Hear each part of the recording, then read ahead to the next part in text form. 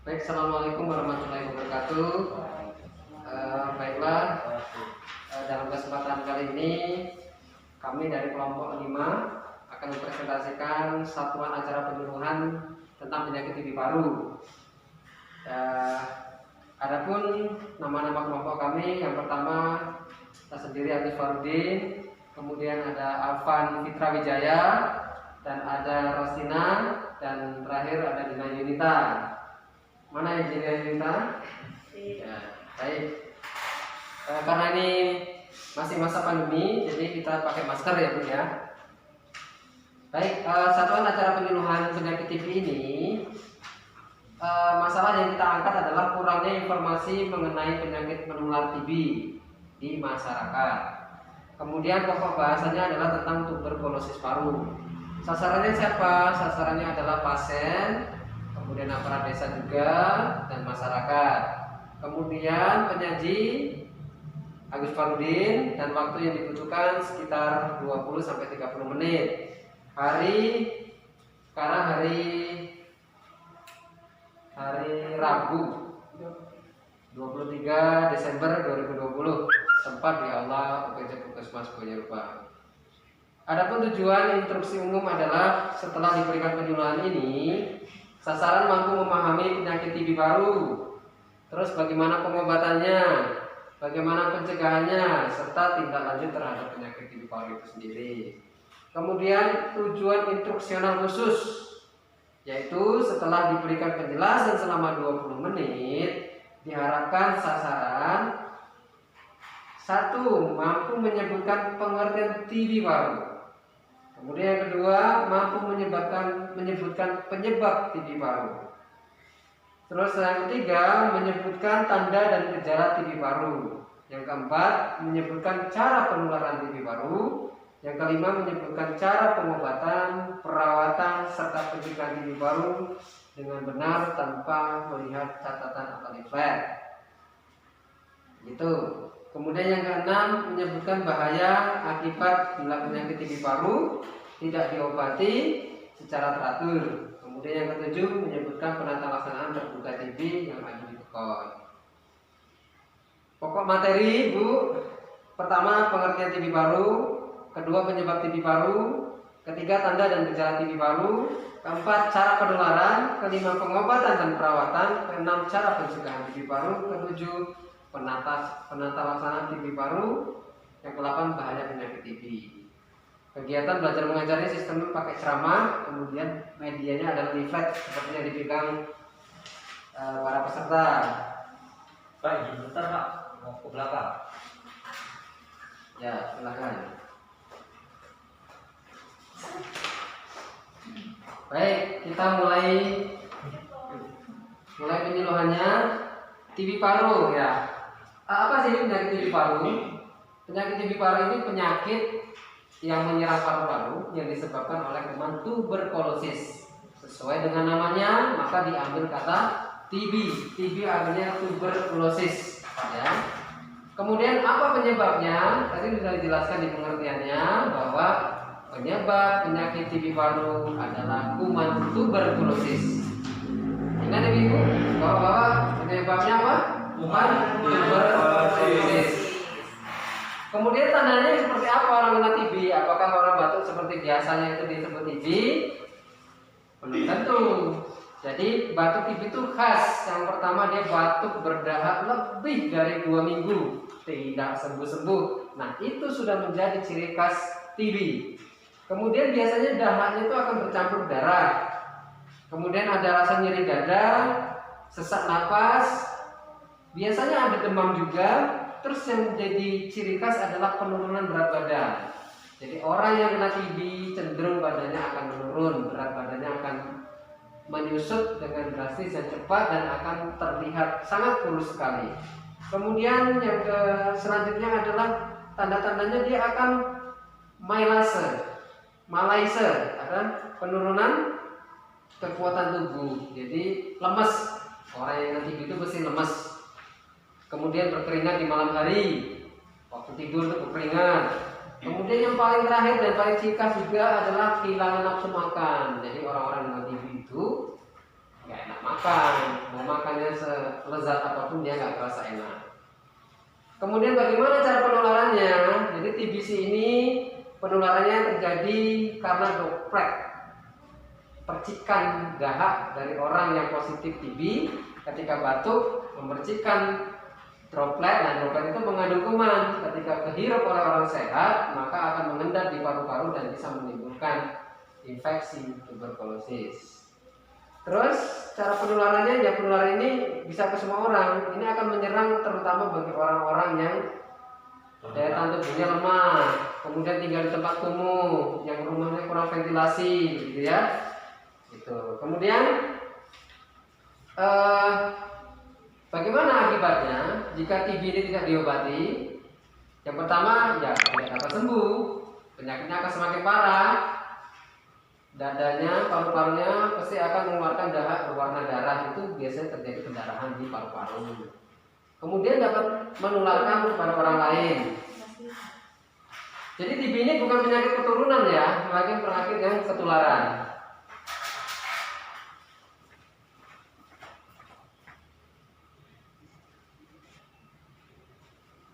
Oke, jadi TBC Bu, Pak, bukan penyakit karena keturunan, tapi karena ketularan. Jadi kalau orang kena TBC tidak pernah diperiksa dan tidak pernah diobati, maka cenderung akan menularkan satu rumah, kena semua. Itu akan memberikan penyakit yang sangat, atau penderitaannya sangat banyak di keluarga tersebut. Lalu bagaimana cara pengobatan dan perawatan TB? Nah, dari sekian tanda-tanda tadi, ada batuk lebih dari 2 minggu nggak sembuh-sembuh, kemudian ada batuk bercampur darah, kemudian kurang nafsu makan, berat badan rendah, maka disarankan untuk segera ke puskesmas untuk dilakukan pengecekan BTA. BTA itu apa? BTA itu pemeriksaan dahak, ya, dahaknya si penderita tadi, si terduga TB, nanti akan diperiksa bakteri tahan asam, dilihat di mikroskop di laboratorium. Dengan pewarnaan generation maka akan terlihat di situ ada kuman TB atau tidak.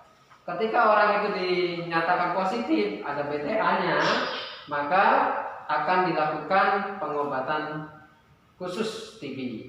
Ya. Kemudian bagaimana lama pengobatannya? Lama pengobatan TB ini tidak sebentar ya. Jadi pengobatan TB ini 6 bulan lamanya. 2 bulan minum obat setiap hari, obat warna merah yang akan dikasihkan setiap hari, dan selanjutnya akan diberikan obat lanjutan, yaitu obat lanjutan selama 4 bulan. Biasanya yang 4 bulan ini Bu, diminumnya Senin, Rabu, dan Sabtu, dan dosisnya akan disesuaikan dengan berat badannya. Kemudian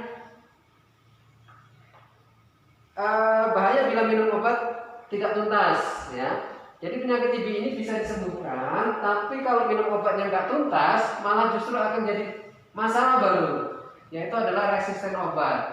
Nah, penyakit resisten obat ini akan lebih parah lagi karena pengobatannya akan lebih berat lagi. Bisa disuntik setiap hari selama 2 bulan sampai 6 bulan, bahkan ada yang sampai 8 bulan. Dan itu akan memakan waktu dan membuat kejenuhan para penderitanya. Kemudian lalu bagaimana cara-cara pencegahan TB paru? Yang pertama, menutup mulut nih. Kalau batuk menutup mulut, kalau bersin menutup mulut ya. Kemudian tidak meludah sembarangan. Kalau bisa meludah di tempat yang panas sehingga kumannya cepat mati. Kemudian salah satu pencegahan juga adalah imunisasi BCG. Imunisasi BCG ini saat umur 3 sampai 14 bulan. Kemudian terakhir menghindari udara yang selalu dingin, lembab. Nah, makanya rumah itu harus selalu terbuka supaya dapat cahaya matahari masuk sehingga ruangan jadi kering dan kuman TB bisa mati. Kemudian istirahat yang cukup, selalu mencuci tangan pakai sabun.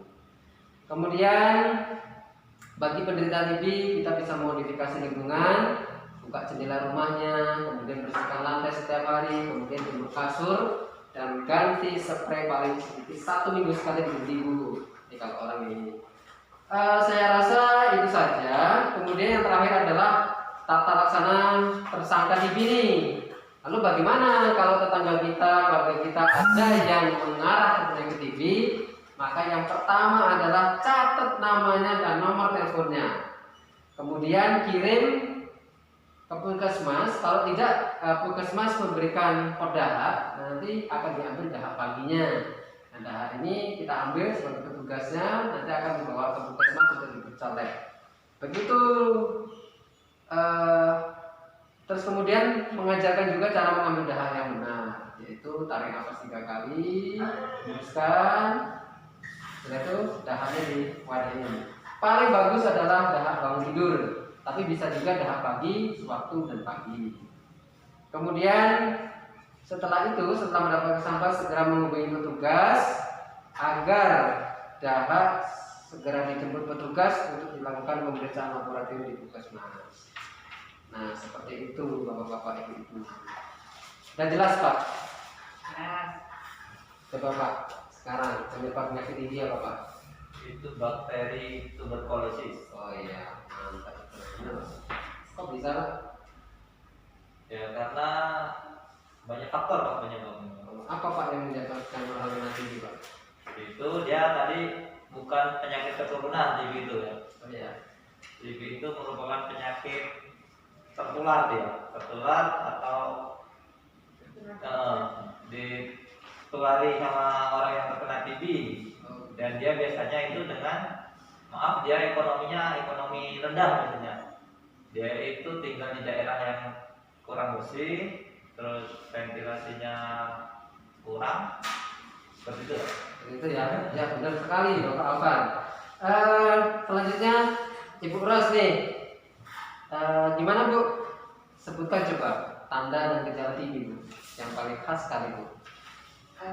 Tanda dan gejala TB yang paling khas adalah batuk berdahak,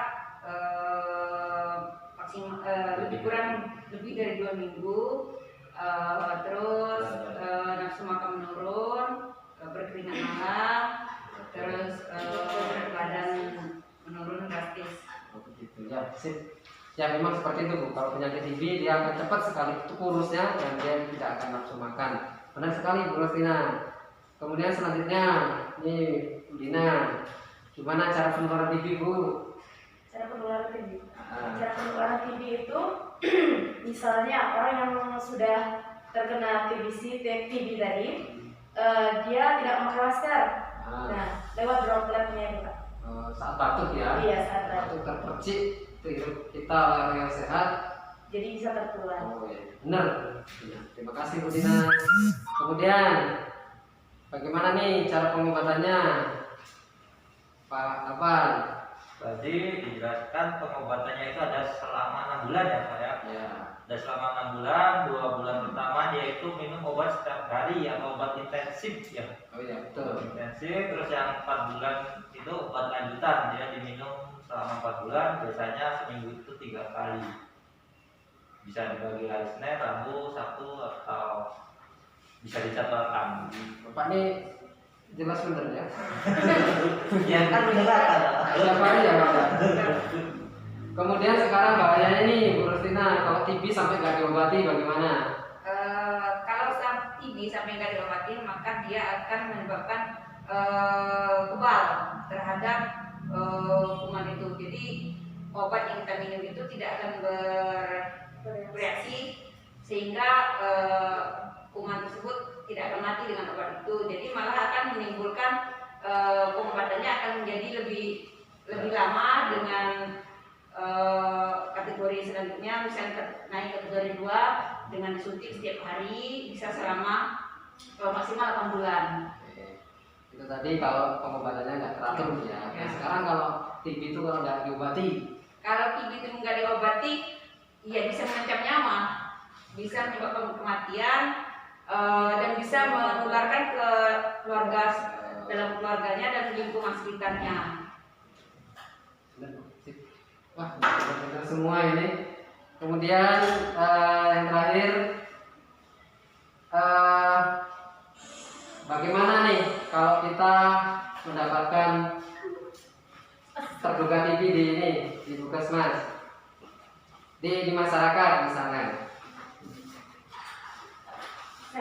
Ya. Kalau misalnya kita mendapatkan terduga TB di masyarakat, kita harus mencatat namanya, meminta nomor teleponnya. Sesudah itu kita biasanya dari orang puskesmas apakah ngasih kode dahak. Nah, betul. Ya. Kita minta kode dahak kali. Bisa bisa ya. Iya. Selanjutnya nih, Ibu siapa namanya, Yunita ya? Iya. Yunita ya. Bu, ini kalau sudah dapat Bu Yunita baru datang ya. Yang udah kita refreshing lagi Bu. Ibu tahu nggak TBC itu apa Bu? Nggak tahu. Nggak tahu ya. Tadi nggak jelasin ya. TB itu karena penyakit kuman tuberkulosis penyebabnya ya. Ibu tahu nggak tentang gejala yang selama ini pernah dengar TB itu apa? Nggak tahu. Oh, nggak tahu. Sudah. Terima kasih semuanya. Jadi materi kita cukup hari ini ya, semua jelas. Tadi Bu Yunita baru datang, mungkin belum mendengarkan penjelasannya ya. Jadi TB itu seperti apa? Ya seperti itu tadi ya, seperti yang dijelaskan tadi. Terima kasih kepada bapak-bapak sekalian dan ibu-ibu, hebat semua ya. Mudah-mudahan acara hari ini bisa memberikan pengetahuan bagi kita, dan kalau ada tetangganya yang batuk, berdahak atau tidak ini, segera dilaporkan ke puskesmas ya. Iya, Pak. Sehingga itu tidak mencegah supaya tidak tertular, nggak menularkan ke banyak orang. Demikian dari saya mohon maaf kalau ada kesalahan, kita nanti bisa sharing-sharing lagi. Saya mohon maaf. Assalamualaikum warahmatullahi wabarakatuh.